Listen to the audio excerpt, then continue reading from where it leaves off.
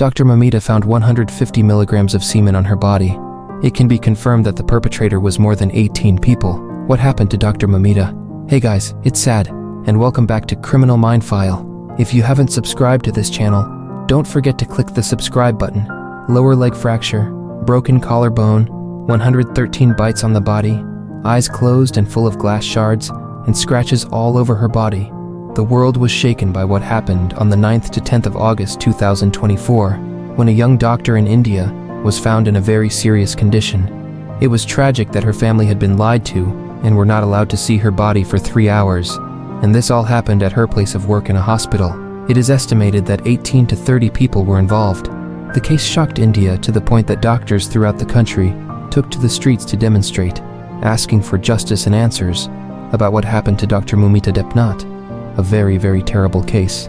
And tonight, we will discuss a summary of what happened in Dr. Moumita's case. Let's get straight to it.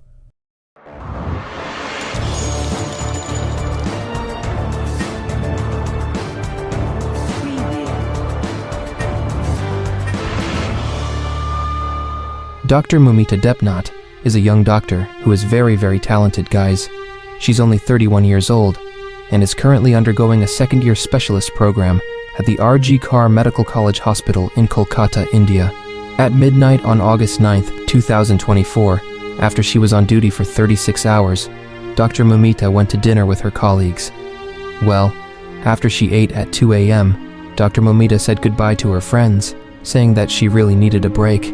It was clear that she had finished her 36-hour shift. Well, because there was no restroom, she finally decided to choose a seminar room in the hospital, precisely on the 3rd floor.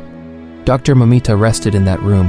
The next day, 10th August, around 11 a.m., a hospital officer was carrying out his duties, checking the rooms in the hospital. This officer opened the seminar room used by Dr. Moumita to rest.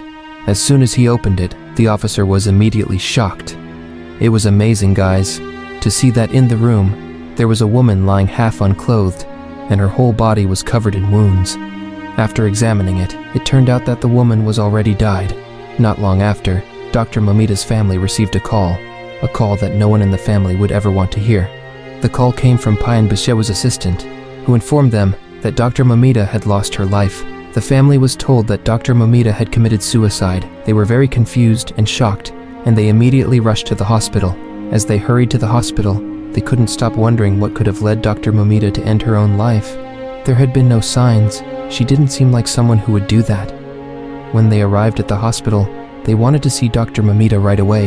However, the hospital was holding them back. They were told to wait and weren't given any confirmation. The waiting time stretched to 3 hours. The family was at the hospital, but could not see Dr. Moumita's body at all. After 3 hours, they were finally allowed to see her body, and they were extremely shocked when they saw it. It didn't reflect someone who had ended her own life. There were numerous wounds on her body that didn't look self-inflicted. Because of the many inconsistencies with what they had been told, the family pushed for an autopsy to be carried out. Shortly after the autopsy results came out, it was confirmed that Dr. Moumita had been killed and sexually assaulted. I'll read the autopsy results. But before I do, consider this a trigger warning, as the information may be very disturbing. The autopsy of Dr. Moumita Debnath showed that she had been assaulted and examined until she lost her life. The report showed clear signs of sexual violence, with bleeding in her private parts and wounds on her abdomen. Serious injuries were found, including bleeding in both eyes due to her glasses being broken, and glass shards stuck in her eyeballs. She also had bruises on her lips, wounds on her face and nails, and her left leg. Her neck bone was fractured, her pelvic bone was broken, her right ring finger was broken, and her leg was bent 90 degrees backward. Hundreds of scratches and bite marks were found on her body, including 113 bites. The autopsy also concluded that her death occurred between 3 to 5 in the morning on August 9th, 2024. The report also indicated that Dr. Moumita had fought back before ultimately losing her life. The autopsy report dismissed the claim that there were 150 grams of semen in her body. According to the report, the 150 grams mentioned likely referred to part of the victim's internal genital organs, not the weight of any fluid. However, The forensic team is still conducting physical examinations, including DNA analysis, to determine the exact number of people involved and responsible for this crime. 3 days after the incident, on August 12th, forensic experts were still collecting samples to help find answers. As the investigation progressed, a 33-year-old man named Sanjoy Roy was arrested on charges of forcibly assaulting and killing Dr. Moumita. So, who is Sanjoy, and why was he arrested? Sanjoy is a volunteer with the Police Disaster Management Group in Kolkata, and he had been a member since 2019. He was recently transferred to the RG Kar Hospital, where Dr. Moumita worked. Because he worked there, Sanjoy had access to all the departments in the hospital. When the case gained public attention, the family started to speak out, and soon, the public demanded justice for Dr. Moumita. The police began investigating, and CCTV footage from the hospital showed that Sanjoy had entered the building where the seminar room Dr. Moumita had chosen to rest in was located. Sanjoy entered the building around midnight. The footage shows him wearing a Bluetooth headset around his neck, the same Bluetooth headset that was later found in the room where Dr. Moumita's body was discovered. The police took the headset as evidence, and upon examination, they found it was still connected to Sanjoy's cell phone. There was also a report stating that on the night of the incident, Sanjoy had been drinking alcohol with a relative of a hospital patient before he entered the building where Dr. Moumita was resting. After the assault, Sanjoy left the building around 4:30 in the morning. With this evidence, Sanjoy was ultimately arrested by the police. After being arrested, additional information about Sanjoy emerged. It was discovered that when his cell phone was checked, indecent videos were found. Neighbors of Sanjoy also came forward, stating that he had always been a problematic person. Red flags included the fact that he had been married 4 times, and 3 of his wives left him due to domestic violence, while his 4th wife died last year of cancer. Other people who knew Sanjoy said, "Oh yes, he's always been violent toward women, and that he had committed several crimes in the past." After Sanjoy was arrested, it didn't take long for him to suddenly confess to his crime. Not only did he confess, but he also said, "I am ready to be punished for my actions." After his confession, he was detained for 14 days. Although the perpetrator had been arrested and confessed, the public felt that there was something wrong with the investigation. Many people believed that Sanjoy was merely a scapegoat. Even Sanjoy's mother firmly defended her son, claiming he was innocent and had been framed.